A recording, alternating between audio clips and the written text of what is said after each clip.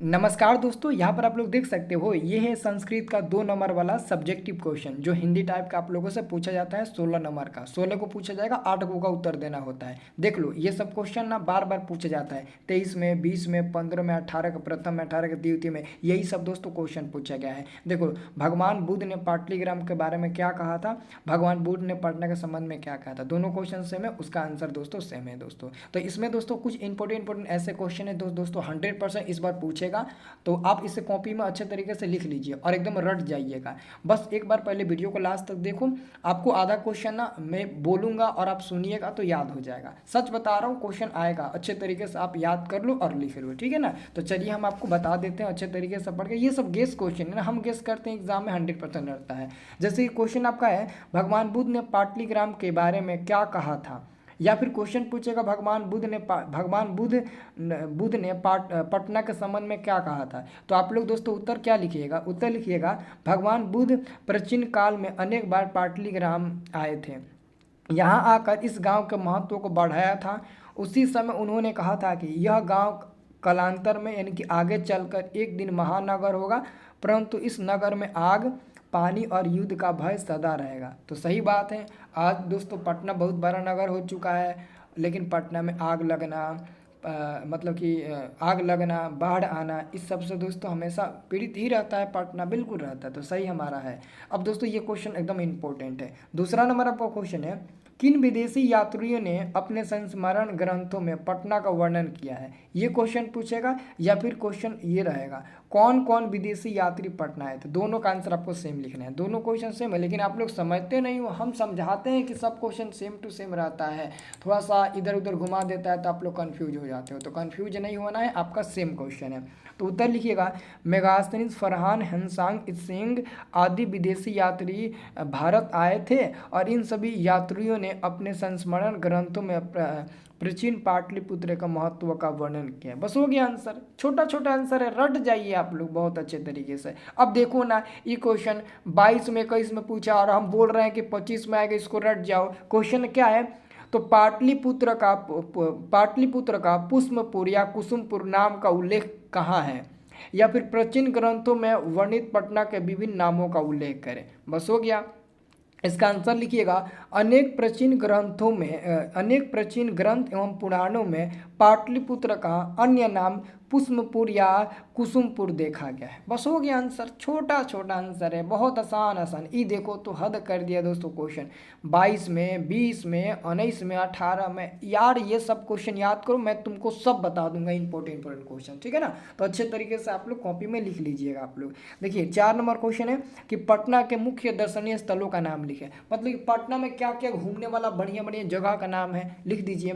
तो देखिए लिखिएगा, गोलघर, तारामंडल, जैविक उद्यान, उच्च न्यायालय, सचिवालय, गुरुद्वारा मतलब कि गुरु गोविंद सिंह का जन्म स्थान, गुरुद्वारा पटना के मुख्य दर्शनीय स्थल है। आप नाम नहीं लिख सकते हो, चिड़ियाघर लिख सकते हो, है ना, चिड़ियाघर भी लिख सकते हो, घूमने वाला मुख्य है, ठीक है ना। तो ये सब आप लोग लिख सकते हो। नहीं नहीं, है ना, लिख सकते हो ना। बहुत लोग कहेंगे सर नहीं लिख सकते हैं, ठीक है। अब देखिएगा अगला क्वेश्चन, अगला, अरे वाह ये भी क्वेश्चन गजब पूछा है जी, वाह मज़ा आ गया क्वेश्चन को देखकर। देखिए क्वेश्चन कहा गया है 2022 में, 2020 में, 2016 में, 2014 में, हर बार पूछता ही है दोस्तों ये क्वेश्चन। क्वेश्चन आपका है पाटलिपुत्र के वैभव का वर्णन करें, यानी कि पटना के बारे में लिखना है। तो बस एक बार पढ़ लो और अपने मन से भी लिख सकते हो। पाटलिपुत्र प्राचीन काल से ही अपने वैभव परंपरा के लिए विख्यात रहा है। विदेशी यूनानी लोगों ने आकर अपने संस्मरण में यहाँ की अनेक उत्कृष्ट संपदाओं का वर्णन किया है। मेगास्थनी ने लिखा है कि चंद्रगुप्त मौर्य के शासनकाल में यहाँ की शोभा और रक्षा व्यवस्था अति उत्कृष्ट थी। अशोक काल में यहाँ निरंतर समृद्धि रही। कवि राजशेखर ने अपनी रचना काव्य मीमांसा में ऐसे ही बात लिखी है। यहाँ बड़े बड़े कवि व्याकरण भाष्यकर परीक्षित हुए हैं। आज पाटलिपुत्र पटना नाम से जाना जाता है, जहाँ संग्रहालय, गोलघर, जैविक उद्यान इत्यादि दर्शनीय स्थल है। इस प्रकार पाटलिपुत्र प्राचीन काल से आज तक विभिन्न क्षेत्रों में वैभव धारण करता रहा है, जिसका संकलित रूप संग्रहालय में देखने योग्य है। तो ये बहुत अच्छे तरीके से लिख सकते हो। ये भी लिख सकते हो, पटना बिहार राज्य की राजधानी है, पटना में सिख संप्रदाय के 10वें गुरु गोविंद सिंह का जन्म स्थान है, पटना में पाटलिग्राम में भगवान बुद्ध अनेकों बार आए थे, और उनके आए थे तो वो क्या क्या बोले थे, क्या क्या नहीं बोले थे, ये सब आपको लिख देना है अच्छे तरीके से। इसमें बस आपको ही लिखना है ना। अब देखो ये गजब का क्वेश्चन है दोस्तों। ये क्वेश्चन पूछा गया है 21 में, 20 में, 19 में, कि चंद्रगुप्त मौर्य के काल में पाटलिपुत्र की रक्षा व्यवस्था कैसी थी। तो लिख देना, चंद्रगुप्त मौर्य के शासन काल में पाटलिपुत्र की रक्षा व्यवस्था अत्यंत उत्कृष्ट था, जिसका निवारण यूनान राजदूत मेगास्थनीज ने अपने संस्मरण में लिखा है। आप ऐसे भी लिख सकते हो कि चंद्रगुप्त मौर्य के शासन काल में पटना की पाटलिपुत्र की रक्षा व्यवस्था अति उत्कृष्ट था। इसका दोस्तों यह बात यूनानी राजदूत मेगास्थनीज ने अपने बुक में लिखा है, अपने संस्मरण में लिखा है। ये सब आप लोग नहीं लिख सकते हो, इजी इजी तो प्रश्न है। अब ये देखो अगला क्वेश्चन है 7 नंबर, राजशेखर ने पटना के संबंध में क्या लिखा है। ये क्वेश्चन 21 में 18 में पूछा है। और एक और क्वेश्चन है, राजशेखर ने पटना को किस रूप में संस्मरण किया है। ये 21 के प्रथम पाल में पूछा है, ठीक है ना। तो उत्तर लिखिएगा, राजशेखर ने अपने काव्य मीमांसा में लिखा है कि पटना शिक्षा का एक प्राचीन केंद्र था। राजशेखर का एक रचना है, एक बुक है, उसका नाम पता है ना, उसका नाम है काव्य मीमांसा। दामोदर गुप्त का भी है, जिनके पुस्तक का नाम है, जिनके रचना का नाम है कूटनीतम काव्य, आपको याद होगा। तो राजशेखर ने अपने काव्य मीमांसा में लिखा है कि जो पाटलिपुत्र है ना, वो शिक्षा का एक प्राचीन केंद्र है, यानी प्राचीन काल से ही पाटलिपुत्र एक शिक्षा का केंद्र रहा है। ये दोस्तों काव्य मीमांसा राजशेखर ने अपने काव्य मीमांसा में लिखा है। अनेक संस्कृत विद्वान हुए हैं, यहाँ पाणिनि, पिंगल, पतंजलि आदि की परीक्षा ली गई थी। बस हो गया। अगला क्वेश्चन आपका पास आ गया। अगला क्वेश्चन है 21 में 18 में पूछा जाने वाला, चारों आलसियों के वर्ता तालाब का अपने शब्दों में लिखे। तो लिखिएगा कि चारों आलसी निश्चय ही अपने आलसपन को सिद्ध कर रहे थे। एक ने मुंह ढक कर कहा, अरे हल्ला कैसा। दूसरे ने कहा कि इस घर में आग लगी हुई है। तीसरे ने कहा, हाँ कोई पानी से भीगे वस्त्र से ढक दे। चौथे ने कहा, अरे बचला कितनी बात करते हो, चुपचाप क्यों नहीं रहता। मतलब जो चार आलसी थे वो जब घर में बैठे थे तो चारों ने आपस में क्या बात किया। तो पहले ने कहा, अरे ये कैसा हल्ला गुल हो रहा है। तो दूसरे ने कहा कि लगता है कि इस घर में आग लगी हुई है। तो तीसरे ने कहा कि चलो ठीक है, कपड़े भिगो कर उस पर रख दो ताकि आग बुझ जाए। तो तीसरे ने कहा, अरे बकलोल, अरे बचला, क्यों इतना हल्ला करता है, तुम चुपचाप क्यों नहीं रहता। यही शब्द उन्होंने बोला था। बस हो गया आपका आंसर। बहुत आसान है, कहानी जैसा है, लिख दोगे। अब देखो ये 20 में, 18 में, 15 में, 15 में गजब क्वेश्चन पूछा है। अलस कथा पाठ से हमें क्या शिक्षा मिलती है, या फिर अलस कथा पाठ का लेखक कौन है तथा उस कथा से हमें क्या शिक्षा मिलती है। तो लिखिएगा, मैथिली कवि विद्यापति रचित अलस कथा पाठ में अलसियों के माध्यम से शिक्षा दी गई है। उनका भरण पोषण कारुणशीलों के बिना संभव नहीं है। मतलब कि आप ऐसा भी लिख सकते हो कि अलस कथा पाठ के लेखक मैथिली कवि विद्यापति हैं। इस अलस कथा पाठ में शिक्षा दी गई है, भरण पोषण शिक्षा दी गई है आलसियों को दयावान व्यक्ति के अलावा, कारुणिक व्यक्ति के अलावा और कोई नहीं है। या फिर आप ऐसे भी लिख सकते हो, वही सब लिखा गया है। आलसी काम नहीं करते, ऐसी स्थिति में कोई दयावान ही उनका व्यवस्था कर सकता है।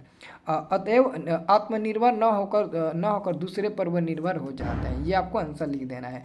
अगला हमारे पास क्वेश्चन आता है, अलस कथा पाठ के आधार पर बताइए कि आलसी पुरुष को आग से किसने और क्यों निकाला। ये क्वेश्चन 2 बार पूछा गया। या फिर चारों आलसी पुरुष आग से किस प्रकार बचना चाहते थे, ये आपको बताना है। तो देखिएगा, चारों आलसी पुरुष आग लगने पर भी घर से नहीं भागे। शोरगुल सुनकर वे जान गए थे कि घर में आग लगी हुई है। वे चाहते थे कि कोई धार्मिक या दयालु व्यक्ति आकर आग पर जल, वस्त्र या कंबल डाल दे, जिससे आग बुझ जाए और वे लोग बच जाएं। चूँकि आलसी व्यक्ति आग से बचने के लिए भी नहीं भाग सके, इसलिए नियोगी पुरुष ने अपनी नियोगी पुरुष ने उनकी प्राण की रक्षा के लिए उन्हें घर से बाहर निकाला। ये आपको लिख देना है, ठीक है। अगला दोस्तों आपका क्वेश्चन है, मंत्री वीरेश्वर के चारित्रिक विशेषताओं का वर्णन करें, या फिर मंत्री वीरेश्वर की विशेषताओं का वर्णन करें। 22 में 23 में लगातार क्वेश्चन पूछा गया, ठीक है ना। दोनों का आंसर सेम होगा कि मंत्री वीरेश्वर नामक मिथिला में बृहस्पति नाम का एक मंत्री था। वह स्वभाव से दानशील और दयावान था।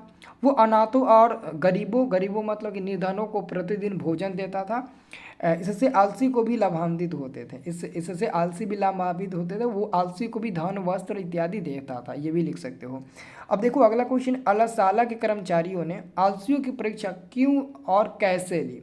और अगला क्वेश्चन है उसी का कि अलसाला में आग क्यों लगाई गई। दोनों का आंसर सेम लिखना है, जबकि 21 में, 20 में, 23 में खूब क्वेश्चन पूछा गया। अब बताओ 20 में, 21 में, 23 में, 24 में नहीं पूछा तो 25 में नहीं पूछेगा। काहे नहीं पूछेगा, तुम रट जाओ, पूछेगा लेकिन तुम लोग याद करने का चाहते नहीं हो। जो क्वेश्चन मैं बोलता हूँ नहीं याद कर तो याद करो ना, रिजल्ट बेहतर बनेगा आप लोगों का, है ना।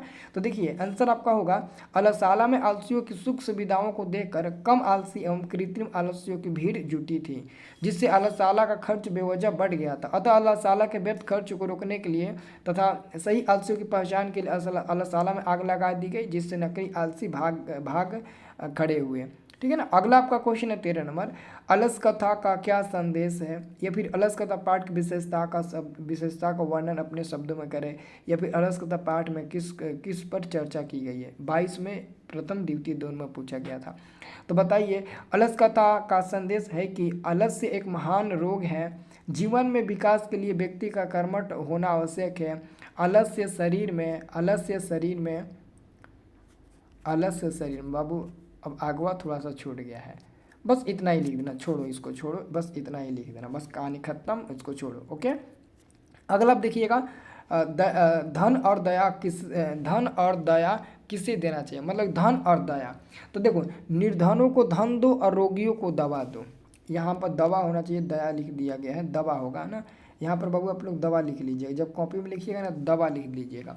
धन और दवा किसे देना चाहिए, तो गरीबों को धन देना चाहिए, रोगियों को दवा देना चाहिए।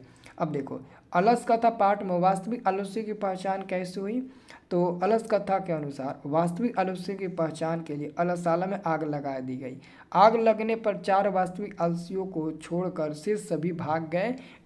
इस प्रकार असली आलस्यों की पहचान हुई, अवास्तविक आलस्यों की पहचान हुई। ठीक है। तो ये आपका हो गया 15 नंबर क्वेश्चन। बस यही क्वेश्चन था, अच्छे तरीके से याद करो, मैं आपको सब बता देता हूँ। और 2-3 को वीडियो दूंगा, पूरा 15 चैप्टर का इंपॉर्टेंट हो जाएगा। 16 को क्वेश्चन पूछेगा, हम आपको 15-17 को बता देंगे मेन ना, तो आपका काम हो जाएगा। ठीक है।